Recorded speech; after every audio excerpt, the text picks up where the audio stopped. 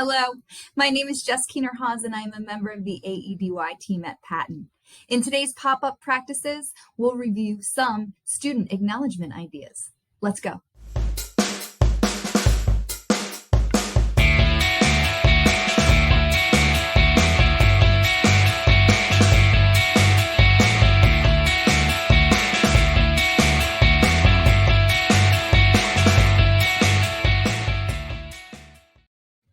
Student acknowledgement is one of the tenets of creating a positive behavior support framework.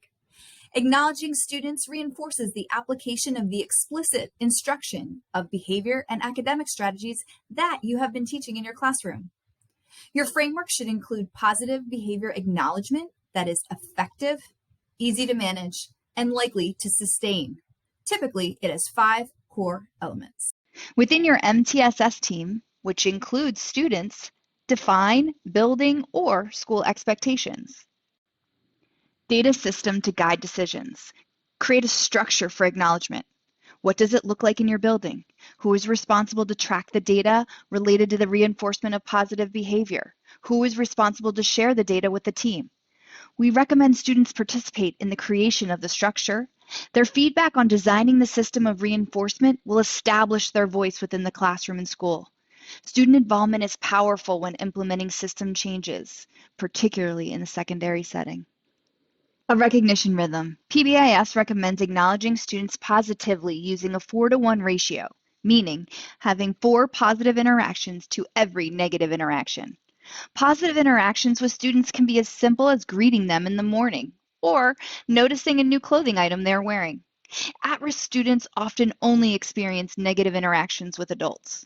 Creating a space and culture of belongingness will support these students as they continue to work towards their individual goals. Think of some tricks or strategies you can use to track these interactions. Try focusing on a few students to begin your practice. It will become more routine as you find ways that students positively respond to your feedback. We can't wait to hear what was effective in your classroom. Number 4, faculty and staff acknowledgement of student behavior. One of the more popular methods of providing quick, positive feedback is to use tangible tokens. Many schools use tickets, fake money, or a punch card to allow students to choose a larger reward. A critical note: once the student receives the reward, it cannot be taken away. We want to continue to build a positive culture and support students as they progress towards their behavioral goals. Here's an example of a ticket we created. In an effort to simplify the process, we added a variety of positive behaviors students may exhibit throughout the day. Remember, we want to identify the behavior we want to see repeated and reinforce it. This should be directly aligned to your matrix, with an additional option of including the student's individual goal. This acknowledges the trait or value the student properly presented. Verbally identifying the behavior the student portrayed. For example, "I like the way you paused before responding, Sarah." Sometimes taking that quick breath helps us respond to others in a respectful manner. If you believe a student would respond more favorably to a subtle acknowledgement, you can highlight the ticket or write a small note and just put the post-it or note on the student's desk for their private review. This ticket is located in the resource section of Schoology and is revisable to fit your needs. As mentioned previously, a school store is a popular option. This may be student-run in alignment with an academic class. Within the store, the items should be determined, again, by the students. They will be more motivated to work towards their goals if they want to purchase something within your store. Non-tangible rewards are also a fantastic option for secondary students. This is a short list of ideas that you can add to a survey for students to get their feedback before implementing in your classroom.